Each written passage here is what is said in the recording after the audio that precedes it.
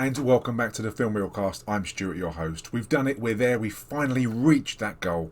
It's episode 10, season 2 of Cobra Kai, called No Mercy.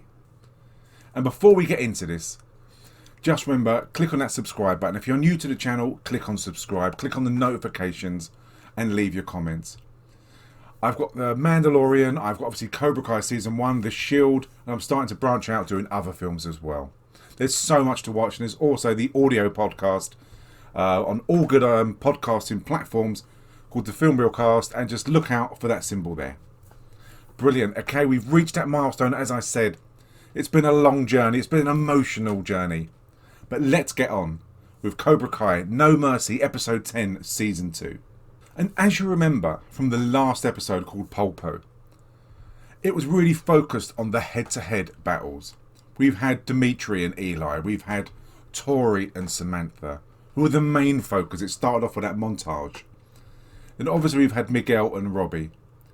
So in this episode, it really comes to just a crazy climax. Honestly, it's absolutely mental. But this is what we're going to focus on. And it focuses on, obviously, the Johnny as well. Johnny's got Daniel. Johnny's got Kreese, who makes a return. But let's get on with it. Okay, we start this episode with Daniel and Amanda in bed. It's not the first time we've done this, but following their previous night out with Johnny and with Carmen, they've obviously carried on the evening celebrating together. But then they realise that Samantha isn't there. And again, if you remember back, Samantha got completely inebriated at this party in Polpo. And Johnny was the one who decided to take Robbie and Samantha in. And I did say, if you remember, that all it took was one phone call. But what is going to be the fallout? A normal adult would ring Daniel and say, your daughter's here, she's drunk, she'll stay the night, I'll bring her back in the morning. That would make people worry about nothing. That would be an explanation. That would be the adult thing to do. But I'm sure in this series, it will be the opposite of that. It will be something that will cause arguments, something that will raise the ante again, and there'll be another fallout. So this obviously caused concern. So they go through Samantha's computer and they find messages from Aisha saying just what an insane party it is. You got completely drunk and the old bill came. So that causes concern straight away. So they track her phone and they end up at Johnny's. And Daniel realises that when he sees the car he gave him with Cobra Kai just sickly written all over it. So he tries to get in there. Johnny tries to defuse it, saying that she had a few... too much to drink basically, and she stayed here, she's fine. Daniel is not interested. It could have been resolved there and then so easily. If that conversation would have been different, it could have been resolved. But Daniel decides to kick the door in and they have a bit of a fight. A few blows are exchanged, nothing too spectacular to be honest, enough for a flashback from the original Karate Kid, but nothing major, and it's broken up by the children. Robbie has taken full responsibility, who earlier saw some pictures that he drew of his dad that he kept, looked at the medals, and that bond is already coming back. So he thought, I love Samantha, I'm going to stick up for her. Unknown yet that she did cheat on him at the party in Polpo. So he's taken the blame. Daniel is more than happy to be blinkered that his daughter couldn't be responsible for this. And he blames poor old Robbie full on for everything that's happened. Samantha the princess could have just owned up there and then in front of everyone and said, I was drunk. It was my idea. He was looking after me. He's not to blame whatsoever. And also that I kissed poor old Miguel at the party. And it would have ended it. It wouldn't have ended the Tory issue. But what's bubbling under, especially between Daniel and Johnny, it possibly could have ended what happened there. So it's left with Daniel leaving with Princess Samantha, and that bond being made stronger between Robbie and Johnny because they're both in the same boat as being disgraced by Daniel, not meeting his high standards and just being general scumbags, which isn't fair.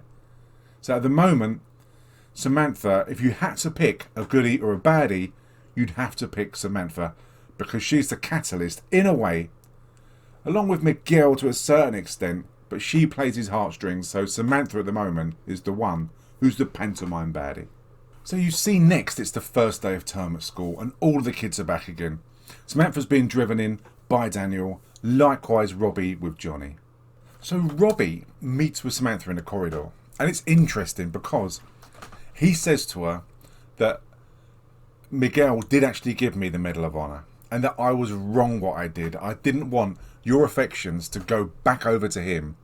If you knew he was a good guy and actually handed the medal in and did the right thing, I wanted to keep you on my side because things were going so well. And I can understand that.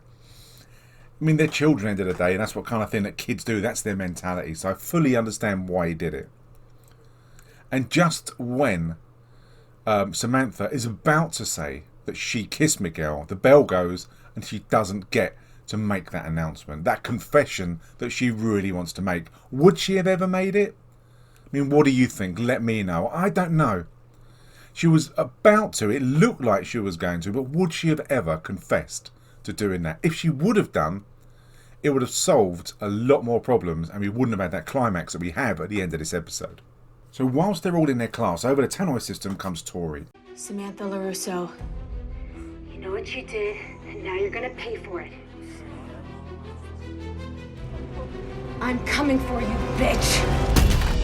She doesn't say what she did or why she's going to go for her over the system, so the pupils don't know, but she says, clearly, I'm going for you. And they both leave the class and they meet in the corridor.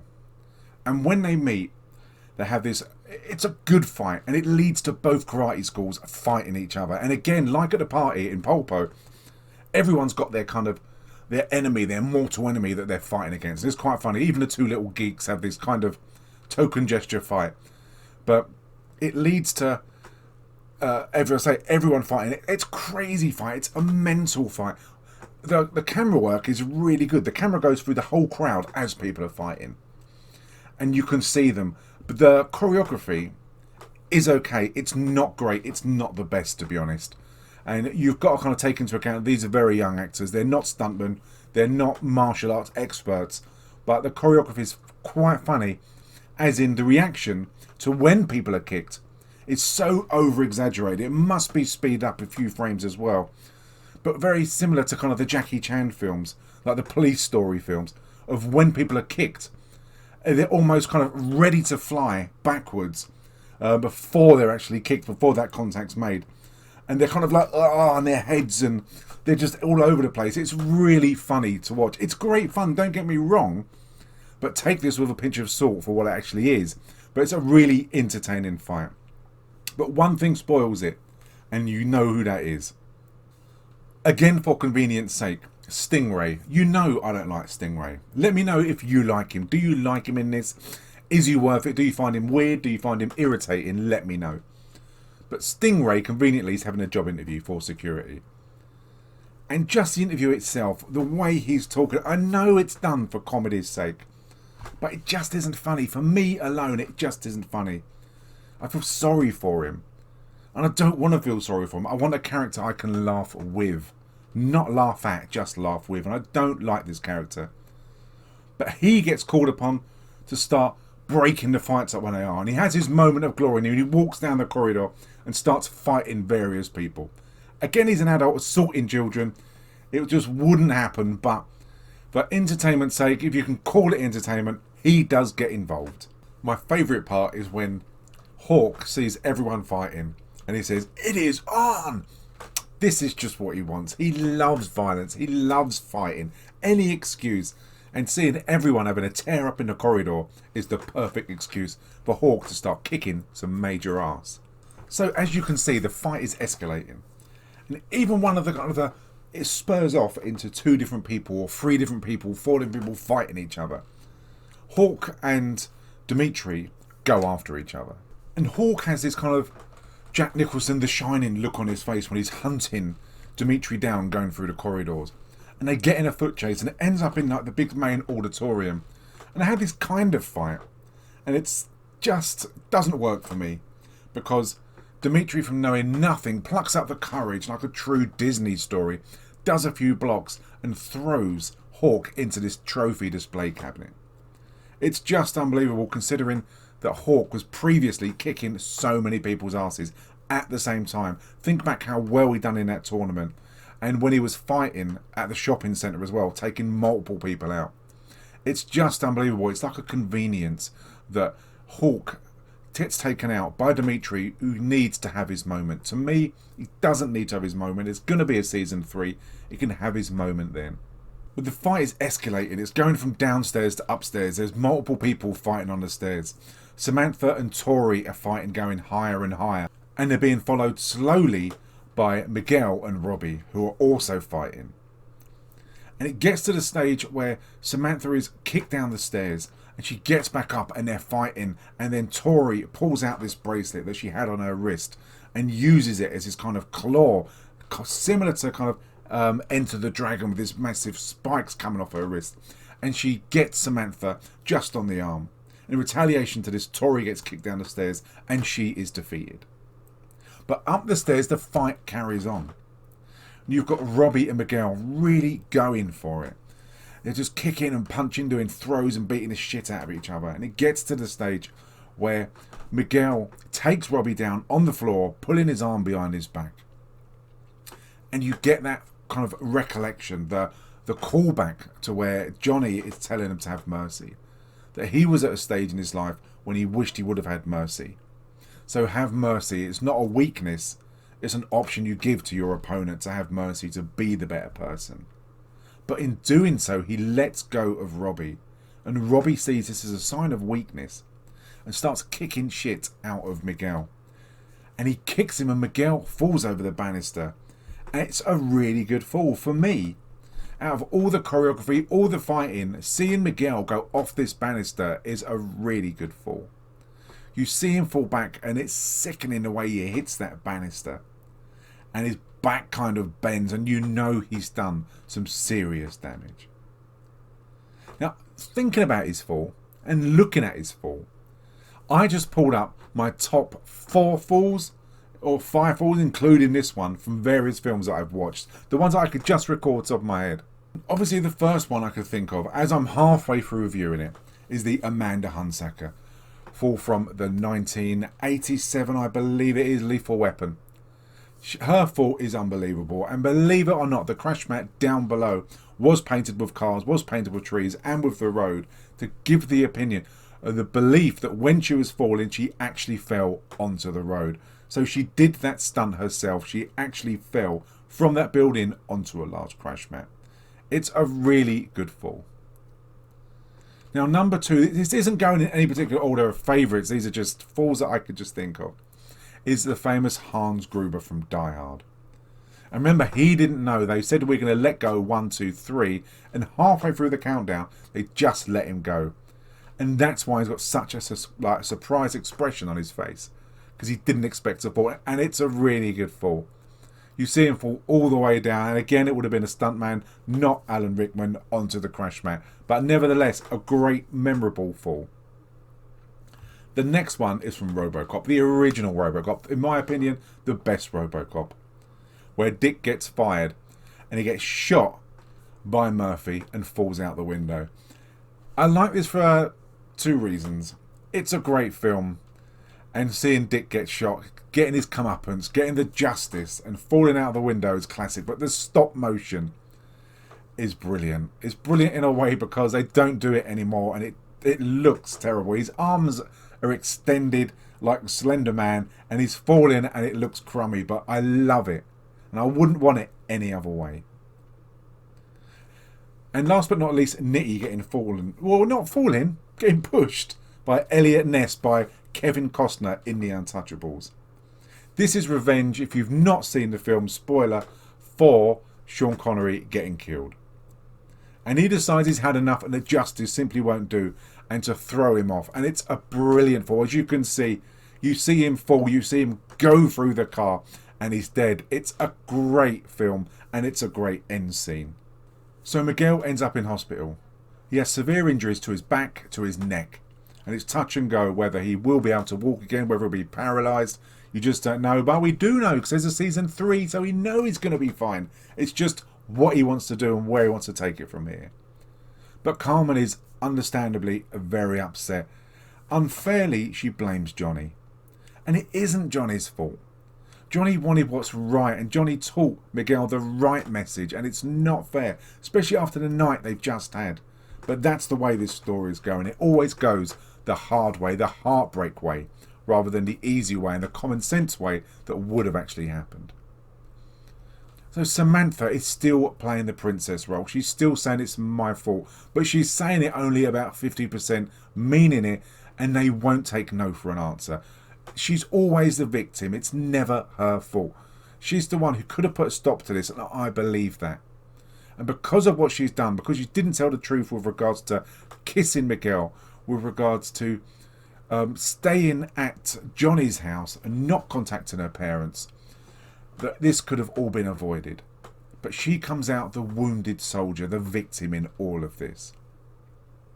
And there's a lift scene where Johnny and Danny are both leaving together in the lift, and words aren't exchanged, which is a nice change. So they could have exchanged words, but the look on Daniel's face makes me believe, possibly, I don't know what you think, let me know, that he wanted to talk to Johnny, and that part of him possibly believes that this isn't Johnny's fault. Robbie's responsible for his own actions. Johnny isn't responsible for them. And Johnny hasn't done anything. In that meal beforehand, he told him that he's got rid of Kreese. So he should know that he's not responsible for this.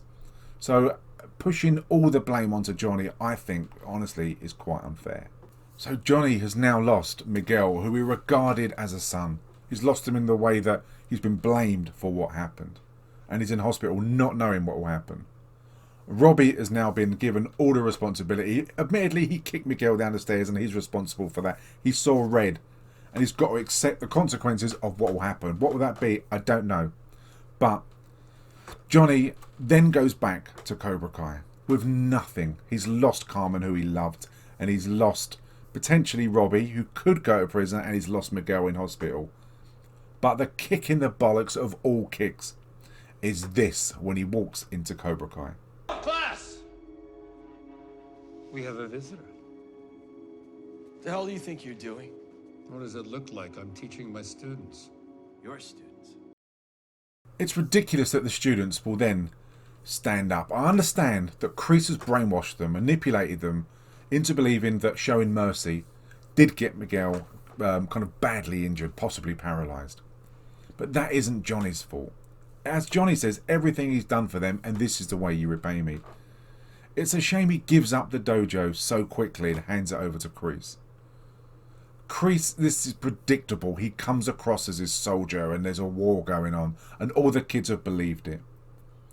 Kreese will get his comeuppance. It's disappointing that Johnny handed over the dojo so easy. Something that he's built up on his own to be really successful. I'd like to have seen a bit more conversation between them. I mean, let me know if you were happy with the way it ended, the way he handed it over. If you think that was the right thing to do, just let me know, leave a comment. But me personally, I thought it was done too easy at convenience. So it ends with Johnny on the beach. He's gutted, he's got nothing, remember. All he's got is his car and his phone, which keeps going off and getting on his bloody nerves throughout this whole episode. And he throws the keys in his car and he gives his car away because it's covered in Cobra Kai kind of logos and colours, which is the last thing he wants to see. He gives up that lovely car. And his phone goes and he throws his phone away on the beach. And unbeknown to him, it's a friend request accepted from Ali, from Elizabeth Shue, who has got to be coming back. They've got to be lining this up for season 3. I've seen nothing of season 3. I know the internet, I know YouTube and lots of social media is covered with pictures of teasers for season 3. I've not seen any of them. I'm not going to watch them. I'm going to leave it until it's on Netflix and I can do another reaction review. But I'd like to think Elizabeth Shue will come back because that'll be interesting to see how Daniel will react. I think Daniel, at a drop of a penny, will dump Amanda and start chasing the tail of Elizabeth Shue, of Ali. And Johnny was the one who first made contact, so I'd like to see Johnny go after and have a good relationship with Ali. That would be really interesting to see. But it'd be also interesting with what will happen with Robbie. What would the fallout be? He kicked another child over a banister to get severely injured. Real life, he'll go out of prison. This isn't real life, thankfully, so we don't know what will happen. Miguel's injuries, we don't know what they are yet. Samantha's got to come clean. She's got a lot of explaining to do. And obviously Tori instigated this.